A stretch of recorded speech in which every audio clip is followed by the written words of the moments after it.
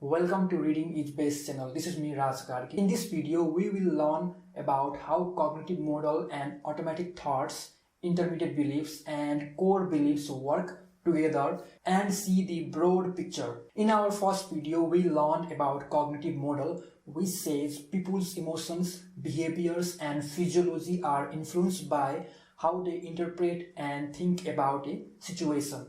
In the second video, we learned about automatic thoughts, intermediate belief and core beliefs. In this last video, we will learn how it all work together. Let's take an example of a man whose core belief is I am incompetent, I am weak, I am a loser and so on. Based on this core belief, his intermediate belief can be something like this. If I can do my work properly, then that means I am a loser. Because of his core and intermediate belief, whenever he faces challenges, he gets automatic thoughts that are negative. When he goes for a job interview, his automatic thoughts might be something like this. I can't get this job. Or even if he gets job, he might get thoughts like this. I might make mistake. I might get fired. These negative automatic thoughts might give rise to negative emotions like sadness, anxious, guilt, irritation, and so on. Due to this, he might have difficulty sleeping and may even suffer from anxiety. And he may also show behaviors like avoiding challenges, staying alone, trying to be perfect, and so on. Here in this example, we saw how our core beliefs lead to intermediate belief, which then lead to automatic thought, and how our automatic thought bring changes in our emotions, behaviors, and physiology. In the next example, we try to identify automatic thoughts, intermediate beliefs, and core beliefs by starting from cognitive model. Let's take an example of a girl who is suffering from anxiety. Whenever she gets out of her house, she gets nervous, anxious, and panicky. Because of this, she gets tight muscles, rapid heartbeat, and sometimes even freeze in the middle of the activities. To avoid this bad situation, she avoids going out of her house or travel only at night if she really has to. In this example, we have full cognitive model.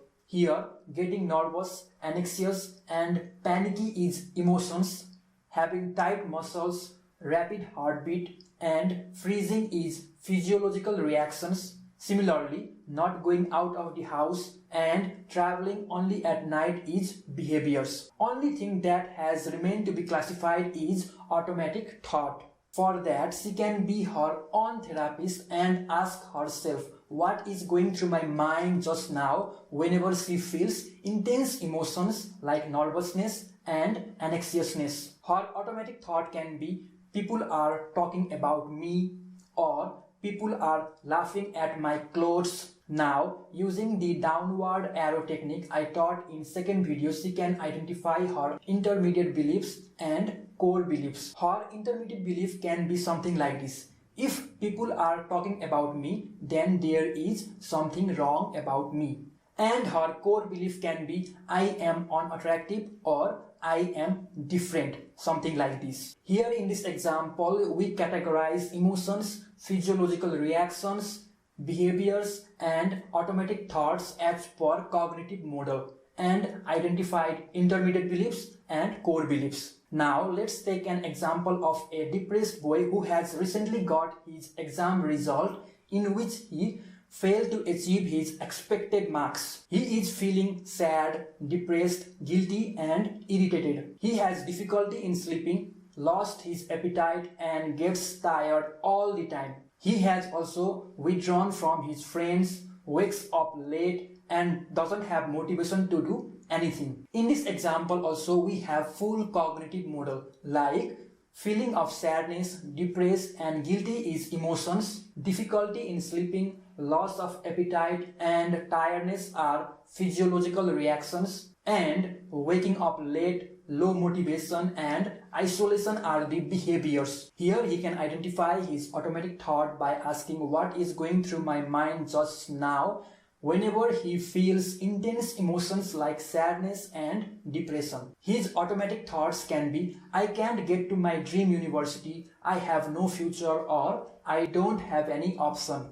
Moreover, using downward arrow technique mentioned in second video, he can identify his intermediate belief, which can be as, if I can't get to my dream college, then I can't do anything.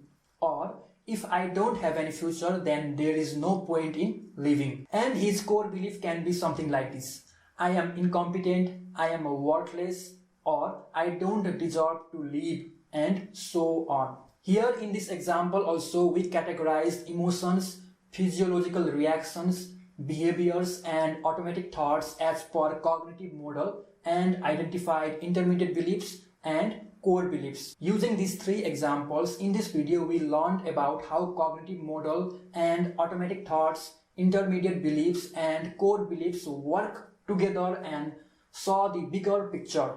Similarly, in first video we learned about cognitive model. In second video we learned about automatic thoughts, intermediate belief and core beliefs, and also learned to use downward arrow technique to identify automatic thoughts, intermediate beliefs and core beliefs. Still, I haven't mentioned many skills and techniques because of lack of time. I will try to talk about those stuffs in upcoming videos, so please subscribe to my channel for more videos like this. And if you want to learn more about CBT, I have written summary about each chapter. You can read it by going to the link provided in the description box. Moreover, if you want even more clear understanding and want to learn better way to manage your distress, you can buy the book by going to link in the description box. Thank you for watching the video. Please subscribe for more videos like this.